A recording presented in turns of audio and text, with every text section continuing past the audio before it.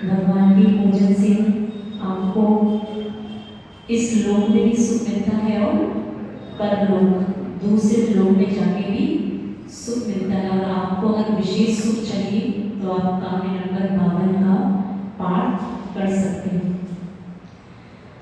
कुछ गुरुदेव ने इसमें लिखा कि भगवान आपकी पूजा भक्ति करके बहुत लोग आते हैं, बहुत सारे श्रावक आपके बहुत सारे भक्त हैं, लेकिन वास्तव में श्री भगवान का भक्त कौन? जैसा आपने कहा है वैसा उसका पालन जो करे, वास्तव में श्रावक वो ही है। भगवान को मानना और भगवान की मानना अगर दोनों में समायोजन बैठा हुआ है, दोनों में एक रूपता है, तो मानना आप भगवान के भक्त हैं। और भगवान को मानते हैं, भगवान की नहीं मानते, तो मानना हमें हमारे भक्त बनने में थोड़ा सा समय है। तो आपने भगवान जैसा कहा है उस वाणी को स्वीकार करके, उस वाणी को बिल्कुल वैसा ही ग्रहण करके, जो जीव तप के मार्ग पर, यम के मार्ग पर, संयम के मार्ग पर चलता है, वास्तव में भगवान वो ही जैन है। यहाँ जैन की परिभाषा बताइए कि जैन कौन? जो जिन्हें भगवान को माने, जिनकी परिभाषा, जैन की परिभाषा क्या थी? जो जिनको माने, जिन अर्थात जो जिन्हें भगवान को माने वो जैन है। ये तो आपने आज तो पढ़ा होगा, लेकिन पूज्य गुरुदेव ने यहाँ पे थोड़ा सा इसमें सुधार किया है। अभी तक क्या पढ़ा? को माने, पूज्य गुरुदेव ने यहाँ पे लिखा है की माने। को और की के अंतर को समझ पा रहे हैं? को और की में बहुत बड़ा अंतर है। जिन्हें भगवान को मानना तो बहुत सरल है, पूज्य गुरुदेव ने इसमें लिखा कि जिन्हें भगवान के को मान लेना ये सामान्य बात है, लेकिन जिन्हें भगवान की मानना थोड़ा सा ये विशेष है। तो वास्तव में जैन किसको कहा? जो जिन्हें भगवान की माने, है ना? ज्ञान को थोड़ा सा अच्छा करने का प्रयास करना। बाल बोल में पढ़ा वो माने, अब पढ़ना की माने। तो जिन्हें भगवान का वास्तव में सच्चा भक्त, सच्चा श्रावक वही है जो जिन्हें भगवान के बजाय बताए हुए वचनों को वैसा ही पालन करता है जैसा कि भगवान ने उसको बताया। आगे लिखा कि अगर वो भक्त भगवान की भक्ति निस्वार्थ पूर्वक करता है, बिना किसी निदान के करता है, तो वो भक्ति उनके लिए पुण्य का साधन बनती है। और इसके विपरीत अगर कोई जीव भगवान की भक्ति निदान के लिए करता है, निदान सहित होकर करता है, तो ये इसके लिए बंध का कारण है। कौन सा बंध? बंध तो दोनों चल रहे हैं, शुभ का भी चल रहा है। अभी आपसे पूछिए, आप मंदिर जी में अभिषेक करके आए, पूजन करके आए, यहाँ पे आप प्रवचन सुन रहे हैं, क्या आपके अशुभ कर्मों का बंध रुक गया? नहीं, कर्मों का बंध कभी रुकता नहीं है।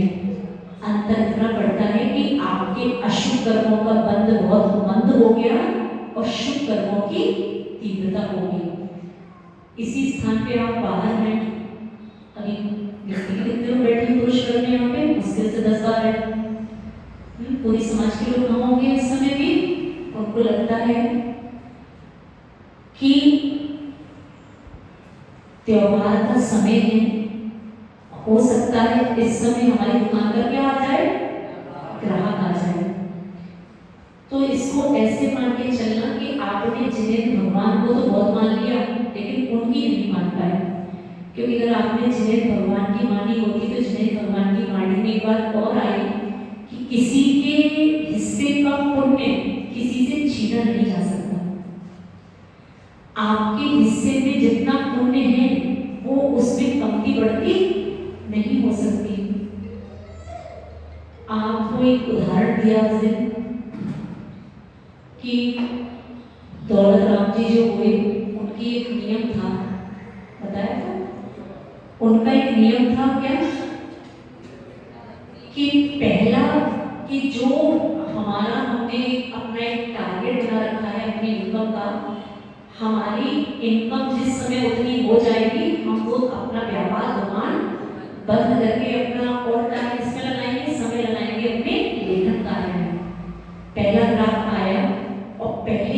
ने ही इतना सामान खरीद लिया कि जितना उनका जो दिन भर का एक टारगेट था वो पूरा हो गया। अब उस समय कोई लालच अच्छा नहीं, हो गया तो हो गया, और उसको अपनी दुकान को वहीं पर पूर्ण करके अपने कार्य में, लेखन कार्य में लग गए। वास्तव में ये है निस्वार्थ होने का भाव। आपको लगता है कि सुबह से 8 बजे दुकान खोल लेने से आपकी दुकान पे सारे ग्राहक आ जाएंगे, ये आपकी अज्ञानता है। आपके अगर पुण्य में जितना धन लिखा है, जितने ग्राहक आपके पुण्य में हैं, आप अपने पुण्य पे इतना विश्वास रखते कि वो एक भी ग्राहक आपकी दुकान से नहीं जाता।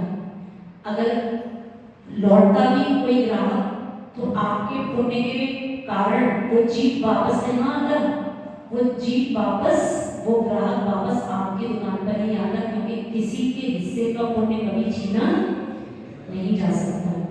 बात समझ में आई? बात समझ में आई होती तो आज ये प्रवचन सभा भरी होती, लेकिन हमारे अंदर एक भय कषाय है, एक भय संज्ञा पड़ी हुई है। अभी क्या संज्ञा पड़ी? क्या कर रही है भय संज्ञा? कहीं ऐसा ना हो यहाँ वर्तमान स्रोत के चक्कर में आर्टस निकल जाए। होता ही नहीं, ऐसा ही होता है। जिनेंद्र भगवान को मानना बहुत सरल है और गुरुओं की वाणी को मान पाना, जिनेंद्र भगवान की वाणी को मान पाना बहुत मुश्किल है। इसलिए कौन की के अंतर को पूछ गुरुदेव ने यहाँ पे बताया। आप अगर जिनेंद्र भगवान की वाणी सुनने में रुचि नहीं रख पा रहे हैं, इसके अंदर आपके, इसका अर्थ कि आपके अंदर एक संज्ञा, एक कषाय बहुत तीव्रता पे है, जिसका नाम क्या? भय कषाय, भय संज्ञा, कि ऐसा ना हो यहाँ स्वाध्याय करने के चक्कर में वहां लाखों का, हजारों का, सैकड़ों का क्या हो जाए नुकसान। लेकिन आप जिनेंद्र भगवान की महिमा से भी अन्वित हैं। आप अगर जिनेंद्र भगवान की वाणी यहाँ से सुन के जाते, आपके जीवन में वो मंगलाचरण सुबह सुबह होता और आपके पुण्य में नियम से क्या होती? वृद्धि। आपकी जो दुकान का जो भी ग्राहक वगैरह आता, जो भी आपकी इनकम होती, नियम से आपके पुण्य में वृद्धि होगी, उसमें भी दिन दूनी और रात चौगुनी वृद्धि होती। लेकिन आपने अपने पुण्य पे खुद ही घात कर लिया। समझ में आए? इसको कहते हैं कि आपने सुबह सुबह उठ के क्या कर लिया? अपने पुण्य को अपने हाथ से कम कर दिया। इसी डर के कारण कहीं ऐसा ना हो जाए, कहीं ऐसा ना हो जाए। उस समय जिनेंद्र भगवान की वाणी का विचार करना कि अगर आप अपना सुबह, अपनी दिन की शुरुआत जिनेंद्र भगवान की प्रवचनों से, जिनेंद्र भगवान की महिमा सुन के करते, उनका गुणानुवाद सुन के करते, तो नियम से आपके पुण्य में वृद्धि होती। इस बात को इस रूप में स्वीकार कर लोगे तो वास्तव में तब आप कहलाओगे कि आप कौन है? कौन? जैन की परिभाषा दी ना कि जिनेंद्र भगवान की मानने वाला जैन है। आगे कुछ लोग ने लिखा कि भगवान जो आपकी भक्ति निदान रहित होके कर रहा है, उसको पुण्य का संचय हो रहा है, और जो निदान सहित होके कर रहा है, उसको कर्म का, अशुभ कर्म का बंध हो रहा है। भक्ति करने के लिए भी ज्ञान आवश्यक है। बिना ज्ञान के न ध्यान होता है, न बिना ज्ञान के सामायिक होती है, न बिना ज्ञान के पूजा होती है। आप विचार करके देखिए, आप मंदिर जी में पहुंचे, आपको कुछ नहीं पता क्या पढ़ना है और क्या बोलना है भगवान के सामने, आप कितनी देर तक एक लंगर की माला फेर लोगे? आप बताओ। ज्ञान के अभाव में आप वो भगवान की भक्ति कितने देर कर पाओगे? किसी भी तीर्थंकर भगवान के आप चारित्र को पढ़ते हैं, हजार हजार वर्षों तक तपस्या की। भगवान आदिनाथ स्वामी का अगर आप पढ़ें, पुराण पढ़ाओ कभी, तो भगवान आदिनाथ स्वामी ने कितनी तपस्या की? 1000 वर्ष। आप सोच के देखिए, यहाँ 24 मिनट अगर आपको ध्यान कराया जाए तो हमें भी आपको विषय देना पड़ता है। बिना विषय के हम आपसे कहें 24 मिनट का हम आपको समय दे रहे हैं, आप सामायिक कर पाओगे क्या? आपको एक बीच में क्या चाहिए? आलम्बन चाहिए। बीच बीच में माता जी कुछ बोलती रहे, यहाँ इसका चिंतन करो, इस केंद्र पे इसका चिंतन करो, तब वास्तव में आपकी क्या हो पाती है? सामायिक। तो सामायिक करने के लिए भी हमें आपको क्या देना पड़ा? ज्ञान, विषय देना पड़ा। तो बिना ज्ञान के भगवान की भक्ति भी, आप मान लो आपको पूजन पढ़नी नहीं आती, आपको कोई ज्ञान नहीं, ये कुछ नहीं आता, आपको जन्माणी पढ़नी नहीं आती, हम आपसे कहें आप 2 घंटे मंदिर में अपना समय निकाल के आओ, क्या करोगे? कितनी मालाएं करोगे? अब करोगे तो जबरदस्ती वाले करोगे, जरा भेजा गया है तो फिर 2 घंटे जैसे ही निकालने हैं, फिर शाम घूमोगे, जमाई लोगे, कुछ भी होगा। बिना ज्ञान के भगवान की भक्ति भी नहीं होती और बिना ज्ञान के ध्यान भी नहीं होता। अब भक्ति कर तो ली, उस भक्ति को भी कैसे बताया, कैसे करना? निदान रहित हो गए। निदान समझते हो? अगले भव की या अगले समय की भोगाकांक्षा के साथ भक्ति करना। भोगों की आकांक्षा लेके भक्ति करोगे तो आपकी क्या कहलाएगी? निदान सहित भक्ति। और आपकी भक्ति में कोई भी भोगों की आकांक्षा नहीं हो, वो कहलाएगी आपकी निदान रहित भक्ति। तो आचार्य ने कौन सी भक्ति करने को कहा? कौन सी वाली? निदान रहित भक्ति। वास्तव में अगर पुण्य का संचय करना चाहते हैं, जीवन में कुछ अच्छा कमाना चाहते हैं, तो भक्ति में इतना निस्वार्थ हो कि भगवान में आपकी भक्ति कर रहा हूं, मुझे नहीं पता मेरा प्रयोजन क्या है। घर में जो भी समस्या है, भगवान त्रिकालदर्शी कहलाते हैं। क्या? त्रिकालदर्शी अर्थात तीनों लोगों की बातों को जानने वाले। आप अपनी समस्याओं का रोना रोने से अच्छा मात्र क्या करें? आप भगवान की भक्ति करें। जब डॉक्टर आपको औषधि देता है, मान लीजिए आपके पेट में दर्द है, तो वो आप औषधि पेट से खाते हो या मुंह से खाते हो?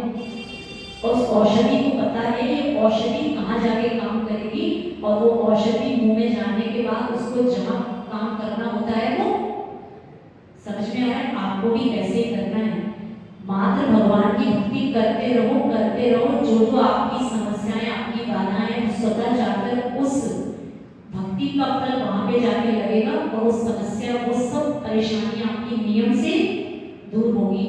यहाँ पे बात बताई निदान, आपने सुना होगा, शास्त्रों में शब्द आता है निदान बंधु, सुना है? आदि पुराण पढ़ा? किसने आज्ञा भगवान का चारित्र पढ़ा?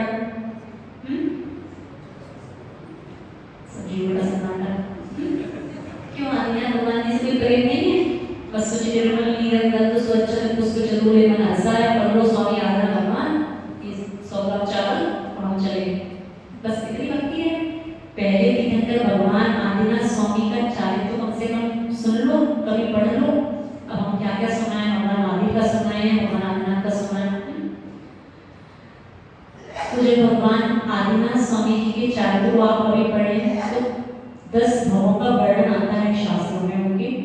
तो जब पहले भव में, अब ऐसे तो अनंत भव रहे होंगे, असंख्यात भव रहे होंगे, लेकिन एक भव जब भव का वर्णन आता है पूर्व 10 भव का, तो महाबल की पर्याय में थे वो जीव। सुना? ये भी नहीं सुना? चलो हमसे सुन लो। महाबल की पर्याय में जब वो जीव था, तो जब उस जीव ने संयम धारण किया, व्रत धारण किया, एक बार तपस्या करते हुए अपने ऊपर से विद्याधरों का विमान जाते हुए देखा। विद्याधर समझते हैं राजा जैसे होते हैं, लेकिन उनके अंदर शक्ति होती है कि वो गगन में अपना विमान लेके उड़ सकते हैं, विहार कर सकते हैं, चल सकते हैं। तो जब उस महाबल के जीव ने विद्याधर को देखा तो उसके मन में कुछ लालच आ गया, लोभ आ गया। अब लोभ है, किसी प्रकार का कभी भी आ सकता है। उनके मन में लालच आया, मेरी तपस्या का मुझे अगले भव में यही फल प्राप्त हो। और वो जीव क्या बन गया अगले भव में? विद्याधर बन गया। आप जिसका निदान करेंगे, भगवान की भक्ति निदान सहित करें, निदान रहित करें, अंतर क्या? आपका संसार वो घट नहीं पाएगा। आपने जिसकी आकांक्षा की, अब सोचो मतलब तो बहुत अच्छी बात है ना, ये तो अच्छा है, जो हम मांगे, हमें विद्याधर बनना था तो विद्याधर बन गए, तो अच्छी बात है ना, आपको भले ही अच्छी लग रही होगी। अब आप बताओ, उस मुनि दशा के बदले अगर विद्याधर बनना पड़ा तो ये कोई समझदारी की बात है? हाँ, एक अभी ग्रंथराज में बहुत अच्छे 2-3 उदाहरण पढ़ने में आए कि मनुष्य जीवन को पाकर हमने क्या किया। उसका एक उदाहरण वहां पे लिखा, जैसे कि एक व्यक्ति को बर्तन को मांजने के लिए राख चाहिए थी, उसने हीरे के रत्न, जो रत्न है, हीरे को चूर्ण करके उसको पीस के उसकी राख बनाई और बर्तनों को मांजा। आप उसको समझदार कहोगे? सोचो, इससे बड़ा मूर्ख व्यक्ति क्या होगा कि कोयले की राख की जगह आपने क्या किया, हीरे की राख का प्रयोग किया। सोच के देखिए।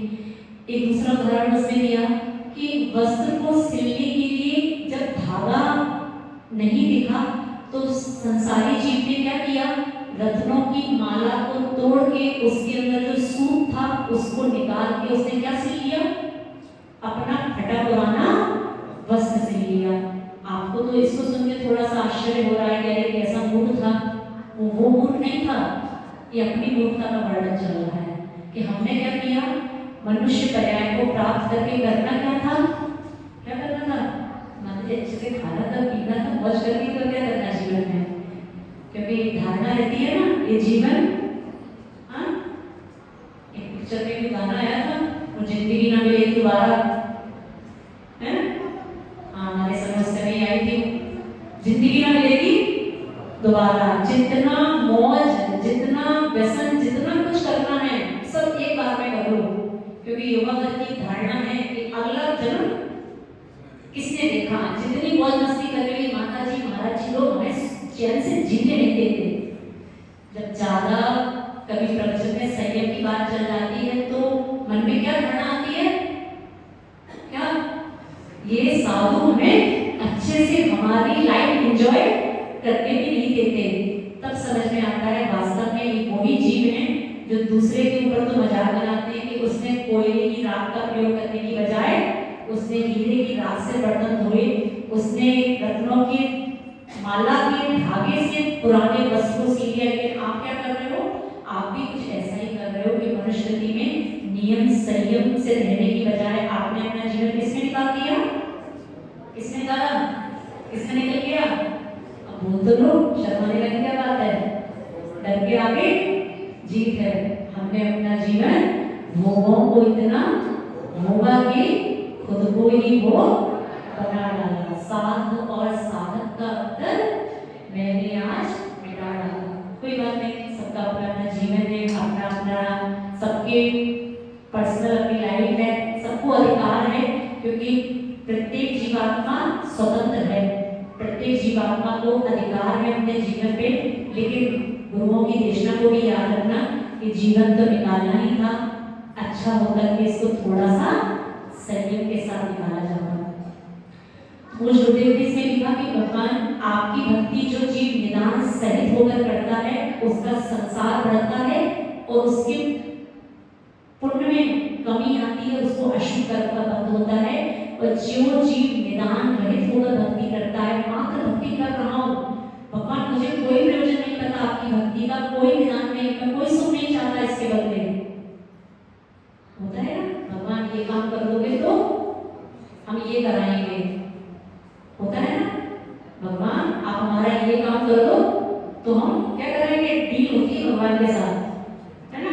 और डील से अच्छा क्या था, डील से अच्छा ये था जो 50 विधान बाद में करने वाले थे पहले करते थे कि भगवान मैं आपकी भक्ति कर रहा हूँ बस कर रहा हूँ, और करते करते वो काम आपका हो जाता है। अब काम करने के बाद भगवान से डील करी थी 50 माला की, अब डील तो पूरी करनी पड़ेगी, है ना। तो डील एग्रीमेंट करने से अच्छा क्या था, उससे अच्छा क्या था कि आप भगवान की भक्ति पहले ही इतने निस्वार्थ भाव से करते कि आपकी आगे आने वाली कोई भी बाधाएं आपके जीवन में आती ही। समझदार शावक और समझदार जैन शावक वो कहलाता है। समझ में आ रहा है? किसी ने कुछ 4 पंक्तियां लिखी हैं, हर मुस्कुराती हुई सुबह शाम में ढली होती है, जिंदगी की पीठ पर लिखी होती है, बढ़ाना है कदम संयम की तरफ तो शीलता से बढ़ा लो, क्योंकि इन श्वासों की कोई गारंटी नहीं होती। कोरोना में आपने सब देखा, सबके सब देखने में आया, तो फिर भी सब कुछ देखने के बाद भी अगर आप अनजान बने हैं तो आपसे बड़ा अग्नि की शावक और कौन हो। आपने जो निदान की घटनाओं को सुना होगा शास्त्रों में, एक कथा में और आता है, आप तो स्वाध्याय करते नहीं हो, हम ही आपको स्वाध्याय करा देते हैं। एक कथा में और पढ़ा होगा आपने, सुना हो शायद, कंस का नाम आपने सुना, सुना है? कंस किसका पुत्र था? पिताजी कौन? कंस के अपने पिताजी याद रहते हैं, दूसरे के पिताजी याद रखा हो थोड़े बहुत। कंस के पिता का नाम क्या? क्यों स्वाध्याय में भी हो? हाँ, दादी कौन थी? हाँ, बहुत अच्छा। हाँ, राजा उग्रसेन। हाँ, मतलब बस मुंह पे था, बस थोड़ा धक्का लगा के दे दी, कोई बात नहीं, पढ़ा है, कोई बात नहीं, अच्छी बात है। राजा उग्रसेन का पुत्र हुआ कंस। आपने कभी कंस के पूर्व की घटना को सुना हो? नहीं सुना हो तो आज थोड़ा सुनने का प्रयास करें कि निदान बंद करने से क्या क्या होता है। वो कंस का जी पूर्व में मुनिराज था, जिसका नाम था वशिष्ठ मुनि, वशिष्ठ मुनि। जब वो मुनिराज पहले मिथ्या मत को मानने वाला था, पहले वो बड़ी बड़ी जटाएं धारण करता था, राग आदि शरीर पे लगाता था। एक बार उपदेश के सदुपदेश से उसके मन में विचार आया, ये जो मैंने जीवन भर किया वो सब मिथ्या था, अब मैं वास्तव में देवोपरी दीक्षा ग्रहण करूंगा। और उस वशिष्ठ मुनिराज ने क्या किया?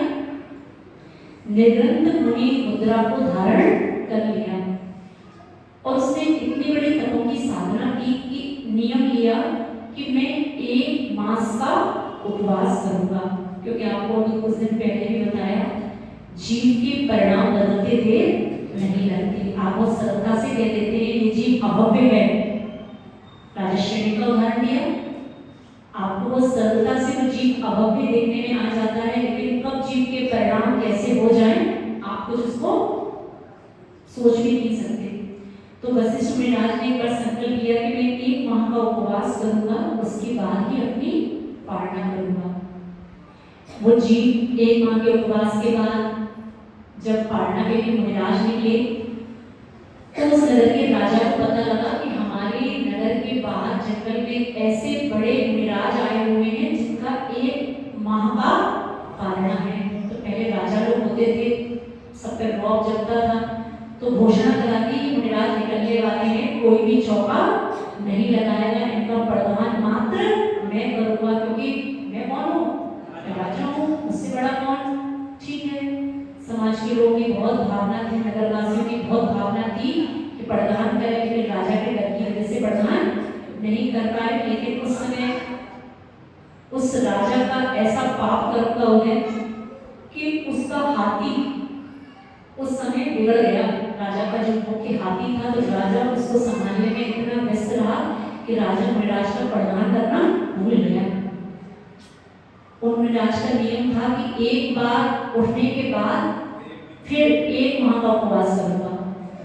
ठीक है, नगर में विचरण करने के बाद जब मुनिराज ने देखा कि कोई भी चौका नहीं, कोई भी प्रदान करने वाला नहीं, क्योंकि आदेश किसका?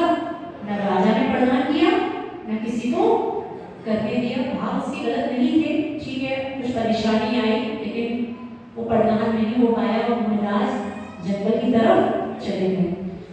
1 माह फिर बीता, वो मुनिराज फिर उठे आहार के लिए, राजा के पास फिर कोई समस्या आ गई, कुछ आग वगैरह लग गई वहां पर, तो फिर राजा प्रदान करना भूल गया। दूसरी बार फिर मुनिराज उठते हैं, मुनिराज को आहार नहीं होते क्योंकि नगर में कोई भी चौका नहीं लगा।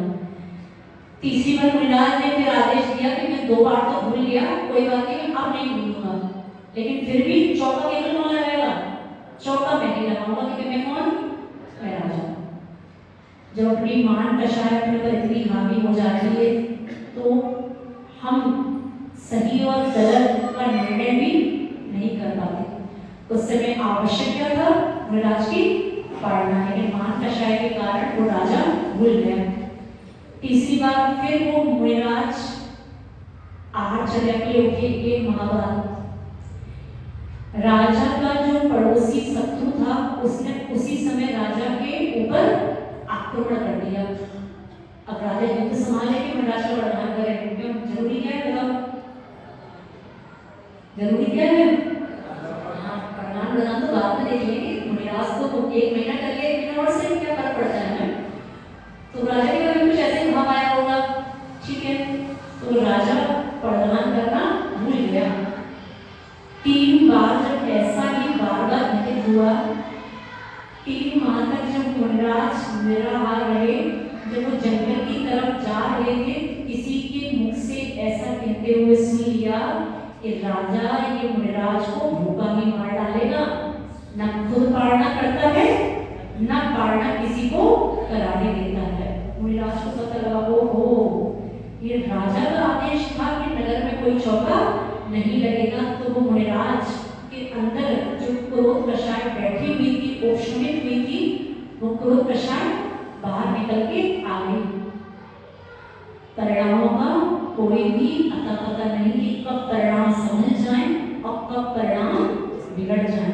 इसलिए हर समय आचार्य महाराज कहते हैं सतर्क रहो।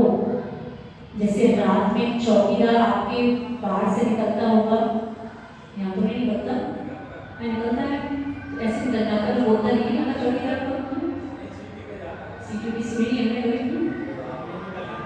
हाँ, तो चौकीदार हमेशा रात में निकलते हो क्या बोलते हैं? सावधान, जागते रहो। आप उस चौकीदार की आवाज तो सुनते हैं, कभी अपनी अपनी अंतरात्मा से भी कह लिया करो सावधान, जागते रहो, क्रोध कषाय नहीं आ पाए। कभी अपनी आत्मा को बोलने का प्रयास किया? नहीं। तो वो मुनिराज ने भी जब सुना तो कषाय जागृत हुई और मुनिराज ने बंद कर लिया कि मैं इस राजा से इस भव में तो बदला ले नहीं पाऊंगा क्योंकि मैं मुनि हूँ, मैं अगले भव में इस राजा से बदला लूंगा। बस इतना बंद कर लिया। और वहां के जो राजा उग्रसेन थे, उग्रसेन की पत्नी के घर में, रानी के घर में वो पुत्रा बन के जन्म लिया। वशिष्ठ मुनिराज के जी ने समाधि मरण करके जब उनकी समाधि हो गई तो उसी राजा के पुत्र बने। उस पुत्र का नाम क्या पड़ा? कंस। आप सोचें उस कंस ने क्या किया? कभी पढ़ते हो?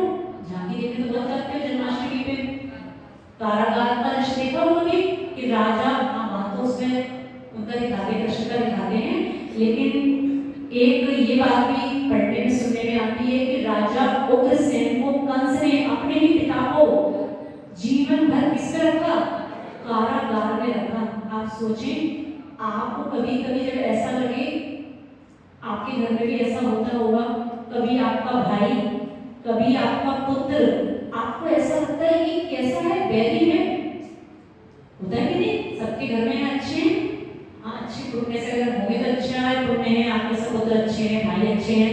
लेकिन कभी कभी आप देखो ये भी समाज में देखने को मिलता है कि एक भाई दूसरे भाई का क्या होता है? बैरी, दुश्मन। सबसे बड़ा दुश्मन संसार में कौन? हमारा ही भाई।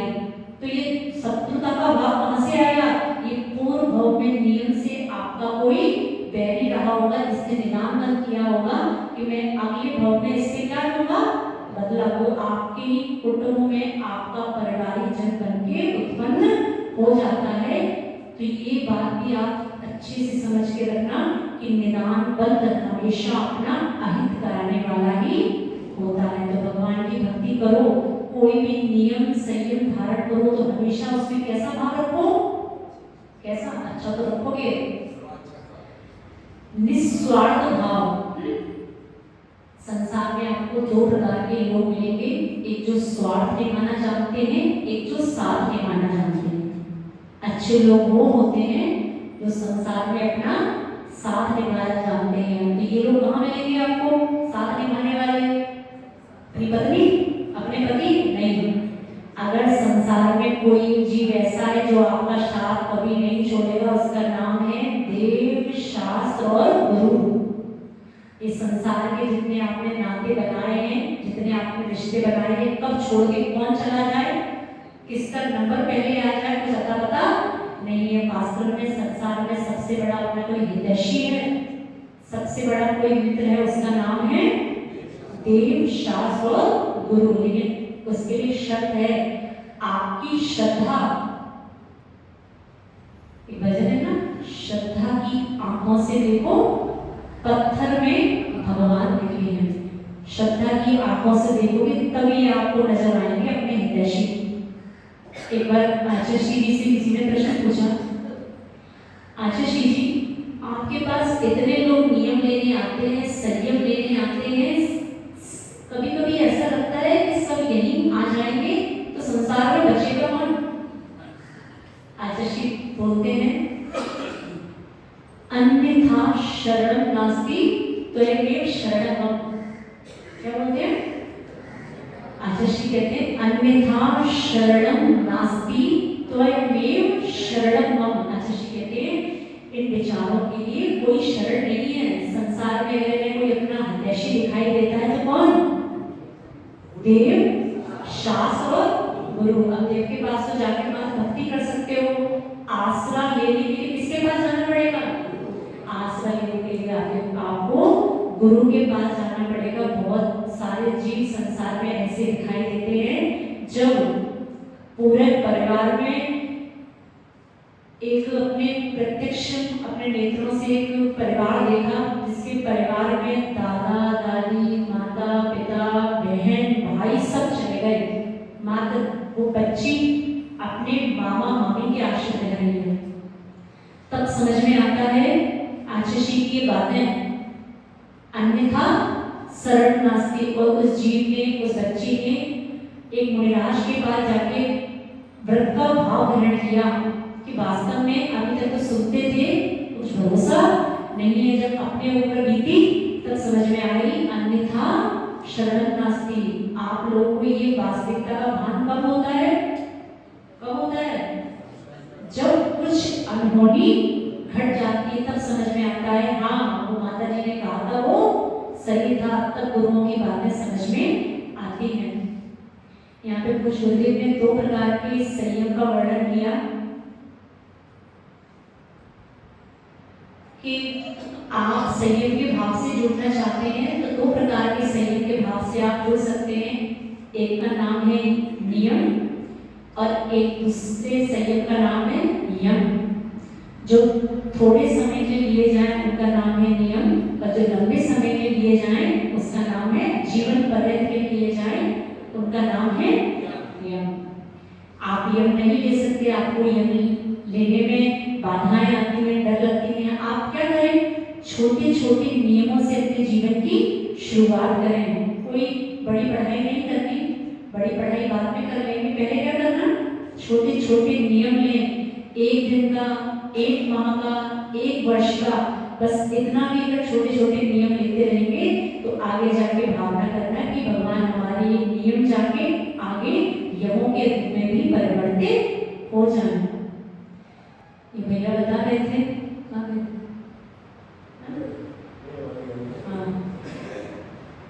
अभी कुछ दिन पूर्व ये पूज्य मुनिश्री प्रमाण सागर नारायण जी के पास इंदौर आए। आप समझें कि धर्म की महिमा क्या होती है, जिनवाणी की महिमा क्या होती है।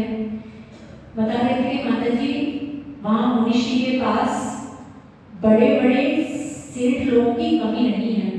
आप किसी भी मुनिराज के पास जाएं, उनका आकर्षण ऐसा होता है कि बड़े बड़े सेठ लोग अपना सब कुछ न्यौछावर करने में तुले हैं।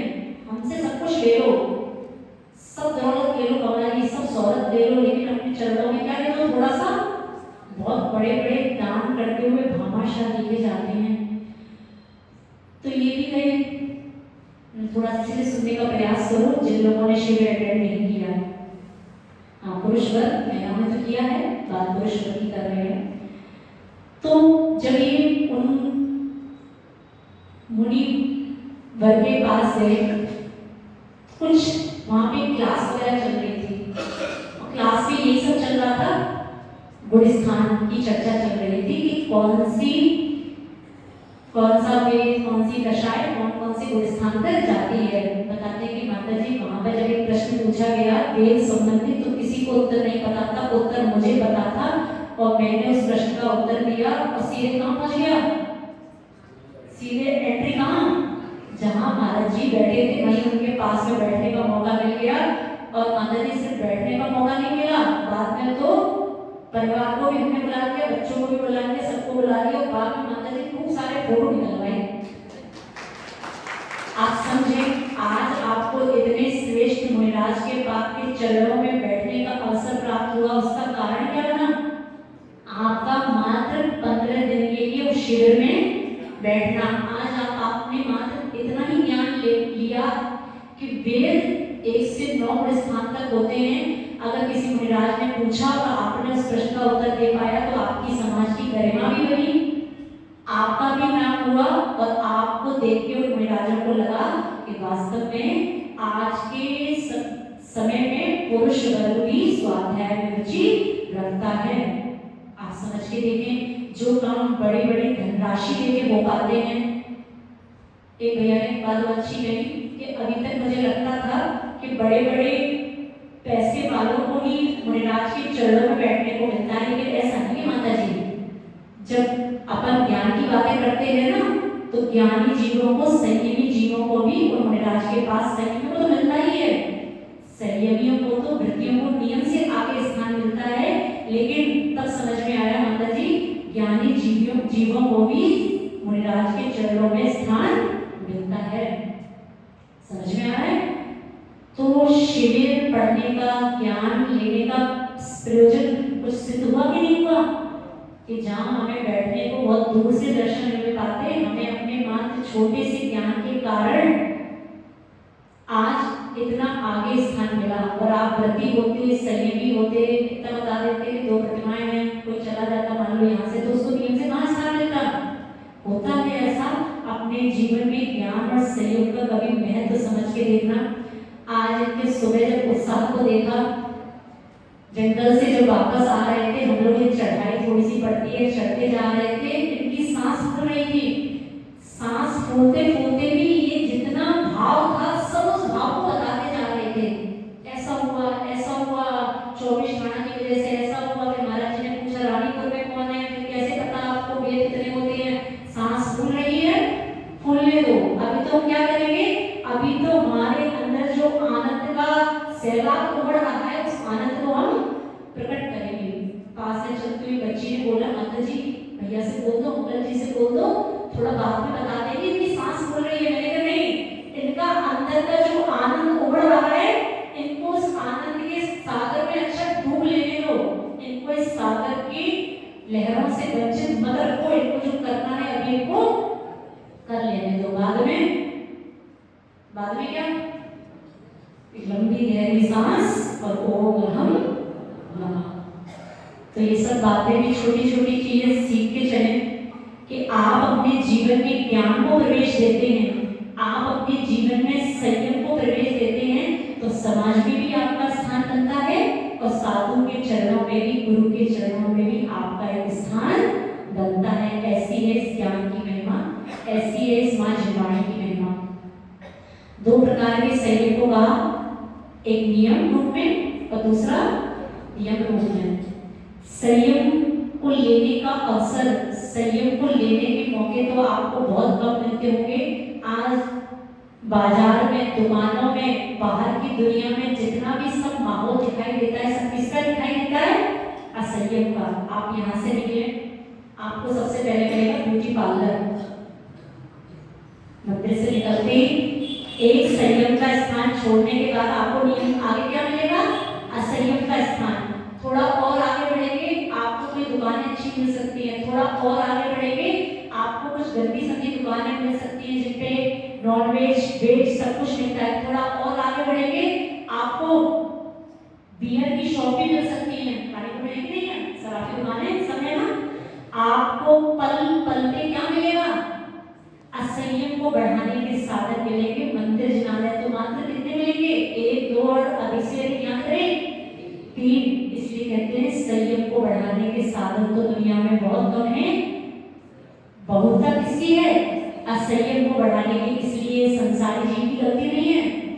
संसारी जीव आज असंयम के भाव में देखा जाता है। इसका कारण है कि आज संयम के साधन तो बहुत अल्प मात्रा में है, लेकिन साधनों में वृद्धि किसमें है?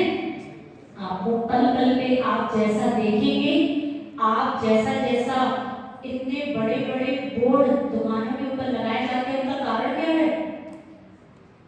यहाँ तो चलो छोटा सा गांव है, जब आप बड़े बड़े शहरों में जाएं, बड़े बड़े शहरों में आपको होर्डिंग सिटी मिलेगी, होता है कि नहीं?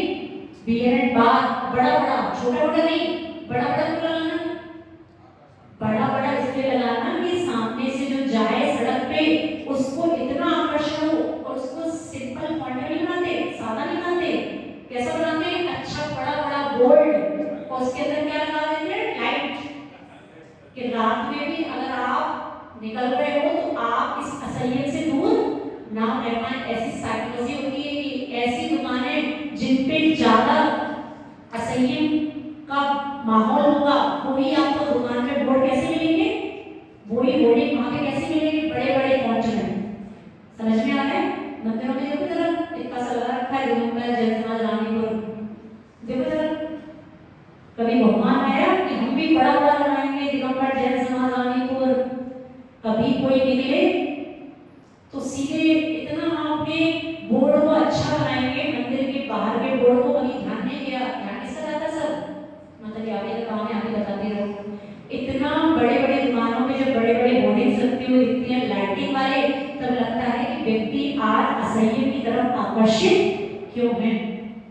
और जीवन में आपके संयम होगा तभी आपकी कुछ समाज में प्रतिष्ठा बनेगी। आपकी जीवन में संयम नहीं होगा, अभी हम कौन से संयम की बात कर रहे हैं? अभी हम उस संयम की बात कर रहे हैं, कोई महावतों की बात नहीं कर रहे हैं, अड़ोतों की बात नहीं कर रहे हैं। अभी हम उस संयम की बात कर रहे हैं जिस संयम की वजह से आज आप इस सभा में अपना सीना तान के बैठ पाते हैं। कौन सा संयम? ब्रह्मचर्य का संयम। सब संयमों में अगर सबसे बड़ा संयम अगर आप देखोगे वर्तमान में तो कौन सा है? ब्रह्मचर्य का संयम। आप इस सभा में बैठे हुए अच्छे से पूरी समाज के बीच में बैठे हुए हैं, इसका अर्थ है कि आप संयम के भाव में हैं। आपकी जो दृष्टि है वो मात्र अपनी स्त्री पे है। आप मान लीजिए ब्रह्मचर्य के भाव में नहीं है तो आप इस सभा में भी बैठ नहीं सकते, आपकी हिम्मत नहीं पड़ेगी। समाज में एक तो व्यक्ति, हर समाज में ऐसे मिल जाएंगे आपको जिनका संबंध अन्य लोगों से रहता है, वो प्रवचन सभा में आपको बैठे हुए मिलेंगे नहीं। कारण क्या है? आज हमने वो स्थान अपना प्रवचन सभा में खो दिया। अगर आप प्रवचन सभा में बैठे हो, इसका मतलब समझ के चलना कि हम ब्रह्मचर्य का पालन कर रहे हैं। एक आचार्य ने नाम दिया सदोष, क्या क्या? सद्वारा संतोष। अपनी ही पति में क्या रहना? संतुष्ट रहना। वास्तव में ये जीव जब संयम का पालन करते हुए दिखाई देते हैं तब समझ में आता है कि प्रवचन सभा में भी बैठने का व्यक्ति वो भी योग्य है। योग्यता तो बात की बात, प्रवचन सभा में बैठने की हिम्मत भी कौन कर पाता है? अगर आपने कुछ गड़बड़ की है, किसी ने देखा हो या ना देखा हो, किसने देखा? आपकी अंतरात्मा आपको प्रवचन सभा में बैठने नहीं देगी। अगर बैठ भी गए तो हर समय आपकी आत्मा आपको कचोटेगी। हर समय आपकी आत्मा अंदर से आपको आवाज देगी कि तुम इस योग्य नहीं हो, तुम मुनियों के प्रवचन सुनने योग्य नहीं हो। कि तुम्हारी आत्मा कैसी है? तुम्हारी ये आत्मा ब्रह्मचर्य के संयम से दूषित है।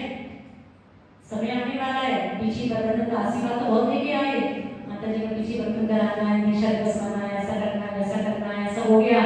हमें तो समझ ही नहीं आता आपके रानी बर्तन देनी किसको है? पीछे लेने का भाव जुड़ता है संयम के साथ।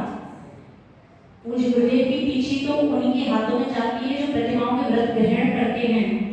अगर प्रतिमाओं के व्रत ग्रहण करने वाले नहीं मिलते तो उन जीवों को जाती है जो ब्रह्मचर्य आजीविका व्रत लेते हैं। अब बात 80 साल के 70 साल के दादाजी की नहीं कर रहे हैं।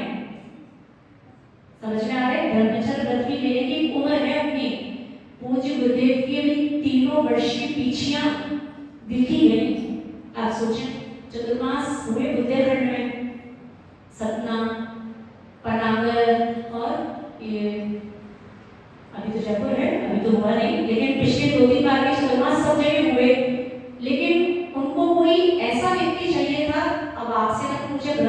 लेना है, किसको लेना है, तो हाथ किसके उठेंगे? हाथ उन्हीं के उठेंगे जिनकी उम्र निकल गई।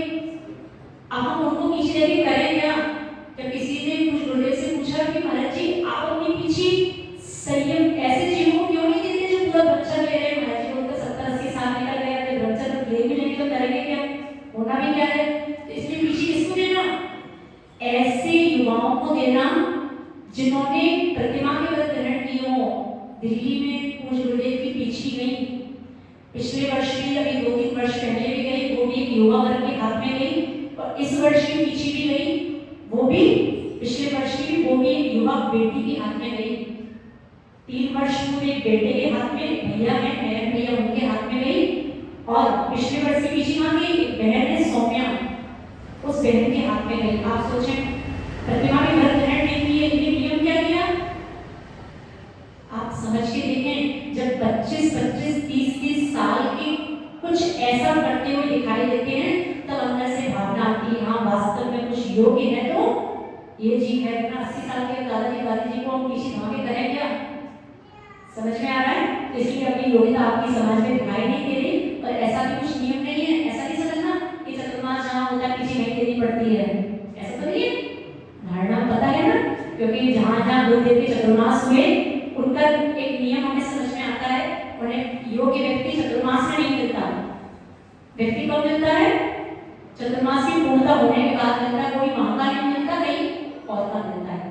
ठीक है, तो अगर चाहते हो कुछ हमारे घर में भी संयम के उपकरण हमारे घर की शोभा बढ़ाएं, किसी महाव्रती के हाथ में 1 वर्ष तक जो वस्तु रही, जो संयम का उपकरण रहा, जो दीक्षा के समय दिया गया, पीछी और कमंडल तो नहीं देते, मात्र पीछी भी हमारे घर की शोभा बढ़ाए, तो क्या करना? अब करो ना करो आपका काम है,